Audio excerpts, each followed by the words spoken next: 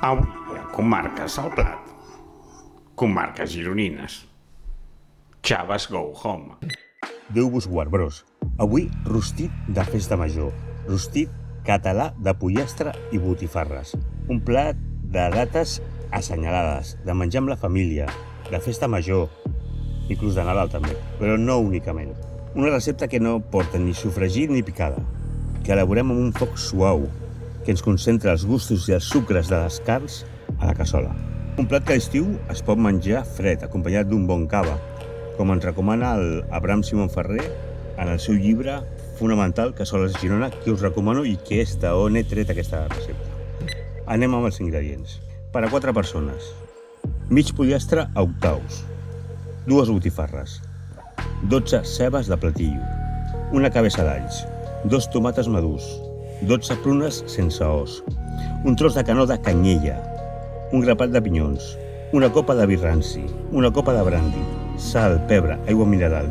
Opcional i en poca quantitat: farigola, romaní i orell.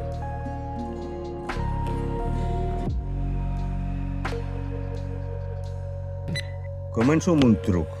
Per als que no teniu experiència fent un rostit, us ho recomano. Posarem les cebetes dins de paper d'alumini i el ficarem una safata al forn a 200 graus durant 25 minuts.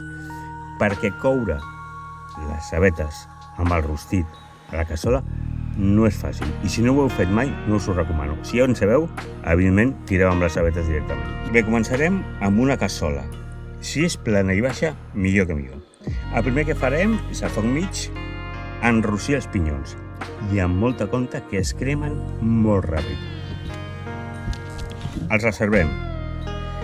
Aboquem un bon raig d'oli d'oliva i una cullerada de llarg. Afegim les carns. Jo començaré amb el pollastre i es tracta d'enrossir, de caramelitzar, de marcar.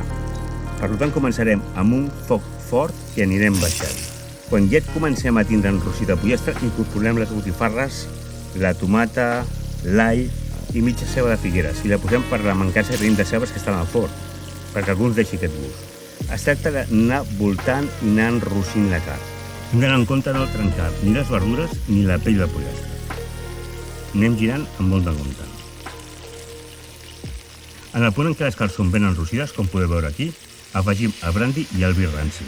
Tradicionalment s'utilitza un o l'altre, però a mi m'agrada tant el que aporten, de gust, textures i sucres, que hi poso els dos.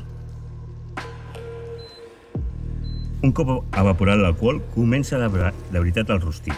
El que farem serà baixar al mínim el foc, controlar que al cul de la cassola sempre tenim un fil de líquid perquè no s'assequi la carn i es cremi, però un fil, no volem bullir res. I cada quart d'hora anem girant les carns i les verdures. Deixem la cassola mig tapada i tornem d'aquí un quart d'hora. Anem repetint això constantment, controlant sempre el líquid del fons. Quan portem aproximadament una hora, afegim els aromàtics. Tenim que ser molt prudents. Una mica de llorer, una mica de romaní, molt poca cosa. Volem una mica de perfum, no que manin.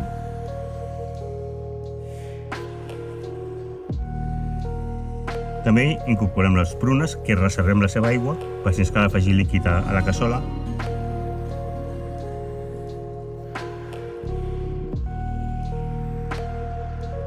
Substituïm la ceba de figueres per les cebetes que hem cuit al forn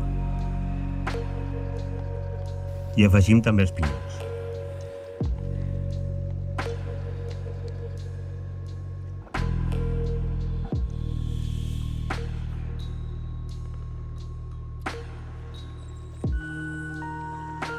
Passades entre 2-3 hores, s'ha d'anar a poc anar girant amb molta paciència, vigilant el líquid del fons.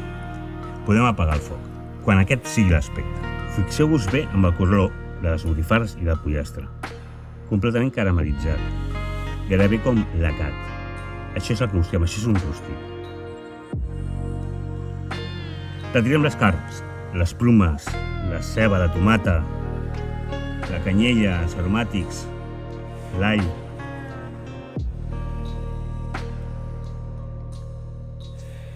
I aquest és l'aspecte de la salsa que hem d'aconseguir. La colarem i, si cal, la desgrassarem. Aquesta salsa està molt concentrada, té tot el sabor de les carns i les verdures i tots els sucres de la cocció. És or pur. Emplatarem pollastre, botifarra, verdures i deixem per al final una mica de salsa. No cal molta, perquè té molta potència de gust. Si us plau, és fàcil de fer, és molt bo, fa família, és tradició, és la nostra cultura, és Catalunya. Cuineu i cuideu-vos.